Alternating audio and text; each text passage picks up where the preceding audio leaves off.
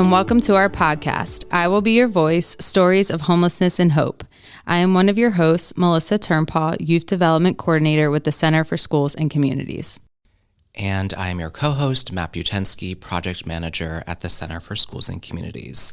Thank you for joining us on today's episode of the I Will Be Your Voice podcast.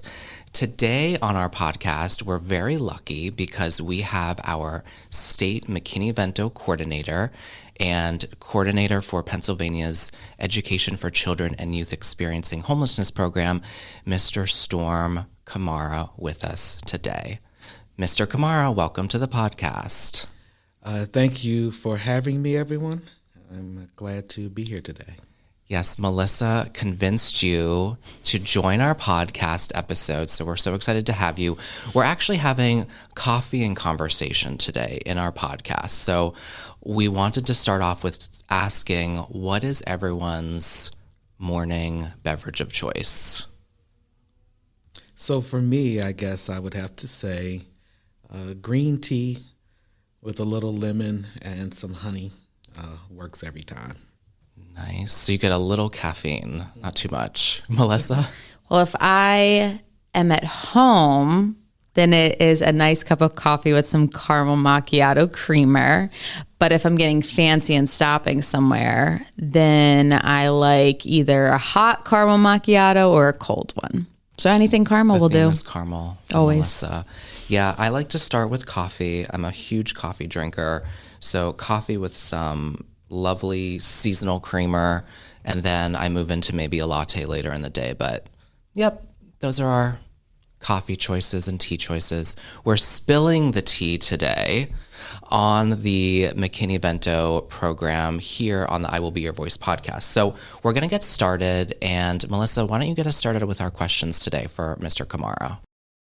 Mr. Camara, thanks for being with us today on our podcast. So as Matt mentioned, you are PA's Education for Children and Youth state coordinator. So can you tell us more about your role for our listeners and maybe what the functions of the state coordinator does? So as a state coordinator, I am appointed and commissioned by the Pennsylvania Department of Education to be the gatekeeper, so to speak, for the Education of Homeless Children and Youth federal grant. So my primary goal there is to ensure that those funds are spent equitably around the state, appropriately, and that we document those uses of funds. Another significant part of my job is to settle any kind of disputes amongst the Commonwealth between parents and the corresponding school districts in which they live. Another major role since 2017, 2018 is that I have been dealing with the independent monitoring by third parties that the state is now required to perform due to directions from the federal government. So those are the three major areas that I am responsible for. So that's a lot to unpack there, and I wanted to talk about the disputes. So what are some of the disputes? Why might disputes arise for our listeners who might not be familiar with the ECYEH program, McKinney-Vento? Why do disputes arise around the education of children and youth experiencing homelessness? As we move forward and we all can view the economic environment in the country, let alone the Commonwealth of Pennsylvania, individuals, both pre and post-pandemic, have been increasingly experiencing homelessness. So individuals may be displaced from their homes due to losing their homes. They may be displaced due to fires or natural disasters. The parents may divorce and suffer economic hardship, or various other situations involving unaccompanied homeless youth, teens, other domestic issues. So because of those increases, individuals have had to move to other school districts. They may have to move in with family members in another school district. It may be economically more prudent to move into another school district. So there may be concerns of transportation and other matters. There may be special education concerns involved. So when those parents and school districts disagree, they seek my office and my corresponding regional coordinators to assist in those disputes. Yeah, got it. So kind of mediating those disputes and making sure that the kids get what they need and have access to education. So going back to that equity piece you were talking about. You also talked about monitoring. So, this is a federally protected special group of students. And I don't know if a lot of people know that schools are monitored for their compliance with this law. Can you talk a little bit more about monitoring? Yes, so we have two levels of monitoring. Because we have a regional system, the regional monitors, which are 8 regions throughout the Commonwealth, are monitored directly by me as the state coordinator. Then we have individual LEA monitoring that is done by a third-party group of independent contractors. Those monitorings are then reviewed by myself and the state data team. So every LEA, including public schools, charter schools, and tech programs, every cycle, a cycle is once every 3 years, will be monitored by the state. And that monitoring process includes reviewing their use of Title I funds, their training and identification practices, their use of currently the ARP ECYEH funding, and their staffing. Yeah, thank you for that. Great. Any other questions about that, Melissa, that you had for Mr. Camara? No, not at this moment. Okay. How long have you been in this role? So I would say approximately 8 years, since April of 2016. How have you seen the program grow within the last several years that you've been here? That's a great question. So I have seen the program grow in various ways. At my office, of course, at the state level, there is myself at the Pennsylvania Department of Education. I have an increasingly growing team at the Center for Schools and Communities that works with us. And then we have also a data team out of IU3 in Pittsburgh. In that time period, there have been changes in our technology use. There have been increases in staffing. We have improved our data practices and transmitting that data to the federal government.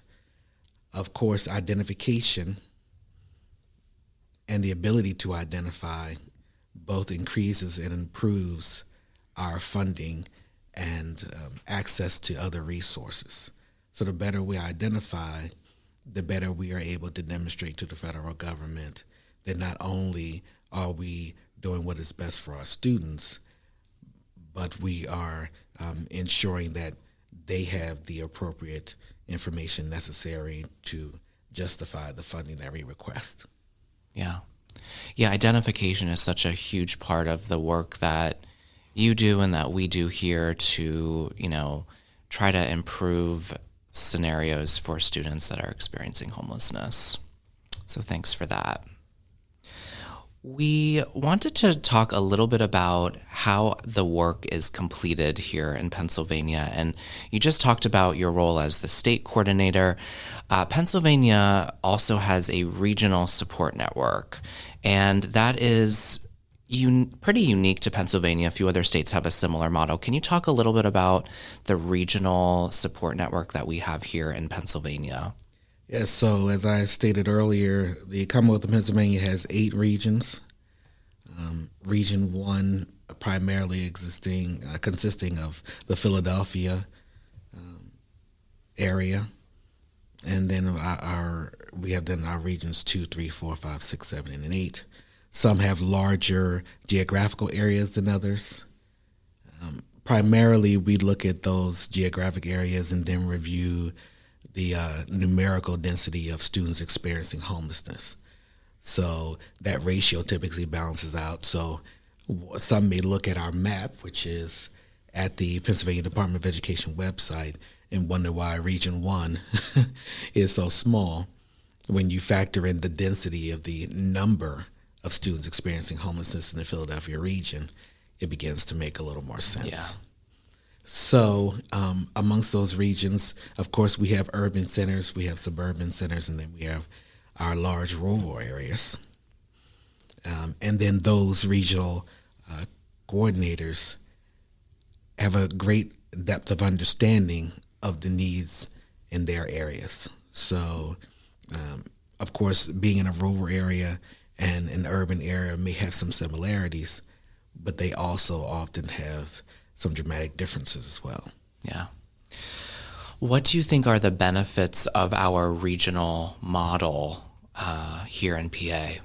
So one of the great things is that we, as best as we can, using the data, distribute funding as we find our students experiencing homelessness. Again, when we look at our density and then look at the data, the money is going to go in Pennsylvania where the students are.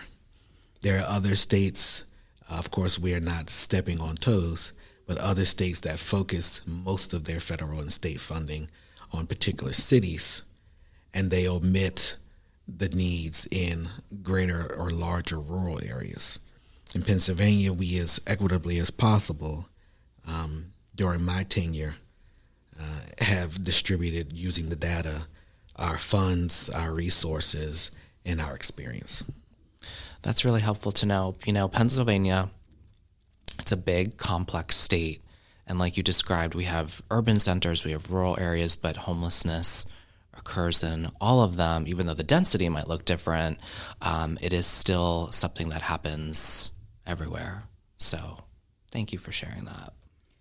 And you touched on, when talking about the regional approach and just like the data that we collect, how have you seen different trends across Pennsylvania and how that has either increased, decreased, like any of the insights that you might be able to share from that data to show our listeners how there's been students experiencing homelessness across Pennsylvania in all different settings? So gradually over, I think, the past 8 years, one of the biggest rises we've seen is the area of unaccompanied homeless youth. So that age of unaccompanied homeless youth typically were our teenage years, where young men and women are starting to identify themselves and understand themselves. So those secondary high school students, where they start to disagree or rebel against their parents, we start to see those examples of unaccompanied homeless youth. Those age ranges, however, have started to become younger, that we've identified in the past 8 years since I've been sitting in this chair. One of the other things that have increased over the past 8 years that we've identified is an increase in the need for transportation. People who are experiencing homelessness are moving further away from their school districts of origin, which calls for this need, sometimes necessary, sometimes voluntary or involuntary. There's a greater distance requiring an additional need for transportation, along with the increasing cost of transportation and the lack of availability in certain areas for transportation. So that's been an increasing need as well. One of the other areas we've identified that have begun to increase and modify over time is our early childhood students. So in looking at our kindergarten, first, second grade students, our primary grades, we've started to pay more attention to the data and, of course, identify that if there's a 5 or 6 or 7-year-old child in the household, there may be some 2, 3, or 4-year-olds going into early childhood education in need of early childhood education services. And of course, if that first grader or second grader is homeless, their corresponding siblings are also experiencing the same thing. Those have been some of the 3 biggest areas that have been of concern. We also have been Since the mandate in 2016 of ESSA, the Every Student Succeeds Act of 2016, we have also started to take a great look in using our data to examine how many students are leaving the secondary environment and going into higher education. Although those numbers have gradually been increasing, we're also trying to identify as a state how can we assist those students experiencing homelessness and leaving the secondary public school or charter school environment, how we assist them in moving forward in higher education or, of course, their trades, et cetera. Yeah, that's super important. Thank you for sharing just like the increase. You mentioned a couple different populations. We have our unaccompanied early childhood. How can you explain like to our listeners what some misconceptions might be that about students experiencing homelessness that they may not be aware of? So there are students experiencing homelessness in every arena. You will find students experiencing homelessness in our most affluent school districts. You will find students experiencing homelessness in our rural areas and, of course, our urban centers. You will find students who are meeting the needs or definition of special education, not just special education as in academic deficiencies, but also those who are mentally gifted experiencing homelessness. The action or situation of experiencing homelessness affects all of us. A person or a family can lose a job or lose a home through a fire. Anything could happen at any time. So a lot of the misconceptions of homelessness span from that lack of understanding that we are all, or we all can be, affected by this. Yeah, I know sometimes when I have random conversations, a lot of people are unaware of exactly how many students are experiencing homelessness across Pennsylvania. It always comes as a shock because a lot of times when people think homelessness, they just think 18 and older. So thanks for sharing that. Right. I'd also like to add there that we also have a lot of, under the definition of McKinney-Vento, a lot of individuals who are multi-generational. So they are living with parents, grandparents, aunts, uncles. And so though you don't see them living in a car, or you don't see them in a park, or you don't see them in your urban centers downtown on a bench, that doesn't mean that they are not experiencing homelessness because they are doubled up in these other environments. Yeah, that's a really good point. Yeah, I know you've talked to us a lot about how there is an element of invisibility to a lot of children who are experiencing homelessness. So we try to keep that in mind in our work. And as you talked about, there's all different causes of homelessness. Why is this such an important topic for schools to engage in? Why is it so important to reach these children and youth in schools and during the school day? So there's a term of understanding that says 10% of anything can become a tipping point. The population of students experiencing homelessness in Pennsylvania, when you look at the big picture, may only range to 2 to 3% at any given time across the entire Commonwealth. And people may say that 2 to 3% is a very small percentage of our students.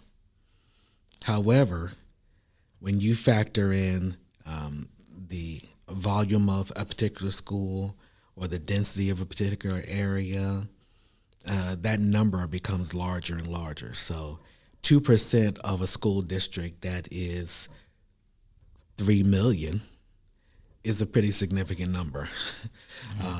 2% of a school district that's 500,000 is still a significant number. So I think that's the gauge in which we have to measure that 2 or 3%. Also, these may be, these 1 or 2 or 3% may be the children of our future that we need to influence the next ideas in medicine, the next STEM research, the next artists, the next musicians, the next engineers. So reinforcing and assisting them and facilitating their academic process can be one of the best benefits we as a Commonwealth can do for our populace. Yeah.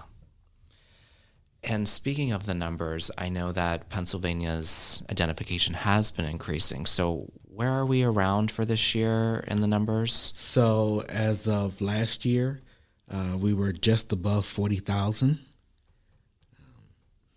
And we are possibly seeing an increase of anywhere from 4 to 8%. Don't quote me on that. I'm not. Sure, I get it. I don't have those numbers in front of me. It may be more. We, of course, don't have all of our data finalized until typically October of the following school year. But as of our last verified numbers, we were above 40,000. Yeah, that's a lot of children and youth. So, the American Rescue Plan Homeless Children Youth Program, also known as ARP-HCY, it really provided a large injection of funding to support students experiencing homelessness throughout our country, but also here in Pennsylvania too. How have the funds from ARP-HCY benefited students experiencing homelessness here in PA? What are some of the things that you've seen? We've had a great opportunity to infuse new measures and technology from our app, Finding Your Way in PA. We have also had the ability to look at an oncoming online mental health platform, and that is titled The Bridge. You'll be hearing more about that soon as we move into the end of this school year and into the next one. We've had the ability to provide various technology from cell phones to iPads to laptops to students all over the Commonwealth, and provide them with phone service, internet service, to give them access to everything they need, and some of the things they may not. And it's also given us the ability to increase staffing, which is a very appropriate use of the funds. Being able to provide assistance with extracurricular needs, wraparound services. So overall, it's been a great assistance to move ideas forward that we've had, but did not have the finances to perform. Yes, we've been able to do projects a little bit outside of the box, like you've said, and it's been exciting to see those projects unfold here in PA. And I think it has, lended to progress for a lot of schools and our regional offices as well, and of course here at the state level too. So exciting times with ARP-HCY, but we know it's been a lot of funding, and it's been interesting to use that funding and see how it's been working. So we wanted to talk a little bit, we talked earlier about the history, context of PA's ECYEH program. What are the trends you've been seeing? We wanted to think forward, and we wanted to talk a little bit about what are your hopes for this program here in Pennsylvania? What would you like to see happen or continue to happen, and how that might affect the students that we are focusing on in this work? So one of my largest motivations currently, and one of the things I discussed internally with my regional coordinators and their staff in the previous school year, is that I would really like to see us focus on our students who are in secondary education and start getting them into these new and exciting trends in trade schools. We have in America as a whole forgotten our plumbers, our electricians, our water conservationists, all of these folk that use their hands, or that, as some would say, have the skills to pay the bills. It was never intended that we all be academics or doctors or lawyers. We need plumbers, we need welders, we need carpenters. All of these people make the world move. They are necessary in the 21st century and moving forward. There are also jobs and skills that will always be needed as long as we have a human populace. That being said, we need to make sure that our students, if they choose to, have access and information about getting into those careers, because there are different kinds of intelligences as well. So whereas some of us are better readers or listeners, some of us are really great with our hands. So we need to focus on those students as well. And those are where some of the more exciting and adventurous careers are coming from, especially with this increase in technology. Yeah, I think, obviously our work is focused on identification, but then we also really uncover how much we can do collaborating with other, bodies at PDE, the Department of Education, and outside of PDE, like as we talked about early childhood education, career and technical education, higher education. There's a lot of opportunity to uplift these students by collaborating. And so I think that will be an important direction to head, and well said. So thank you, Storm. I would also like to share with our listeners that coming this fall, October 16th through 18th, 2024, in King of Prussia, we will be hosting our Paving the Way to Educational Success Conference, our state conference that demonstrates and highlights all of our information concerning students experiencing homelessness. So again, our fall conference, hosted by the Pennsylvania Department of Education, will be October 16th through 18th, 2024 in King of Prussia, Paving the Way to Educational Success. Stay tuned. Thank you for sharing all the different things and just giving the data and information about our regional approach and being able to identify those experiencing homelessness. And we want our listeners to know, are there other ways that they can help in their communities if they know of students experiencing homelessness, and how they might be able to do that? So that first step that's been mentioned throughout this podcast is identification. So if a student who may be too shy to inform their school district or someone in their staff that they are experiencing homelessness, by all means, reach out to a school counselor, reach out to a principal or a vice principal. I know we don't say that, I'm showing my age, an assistant principal. Let them know that a student is experiencing homelessness. That's step one. Beyond that, in our community centers, our Boys and Girls Clubs, our PAL clubs, all of those things and places where people go after school, those students experiencing homelessness may not have the funding or accessibility to various objects they need, or uniforms or equipment. So supporting those places where students who are experiencing homelessness, as well as other students, may need those extracurricular supports. Assist them there. The third part is the social emotional component, letting those students know, whether they're at elementary or secondary school, that they are still important and needed, and if they need someone to speak to about anything, you're there to give them that listening ear and that support. Yeah, that's great advice. And hopefully people in their communities are aware of the different community organizations that are around and are able to step up and volunteer or find ways that they can participate. So I think that's great advice for our listeners. So we just want to thank you for being with us today. So with that message, we're going to close our episode of I Will Be Your Voice, Stories of Homelessness and Hope. Thank you, Mr. Camara, for being with us today. Again,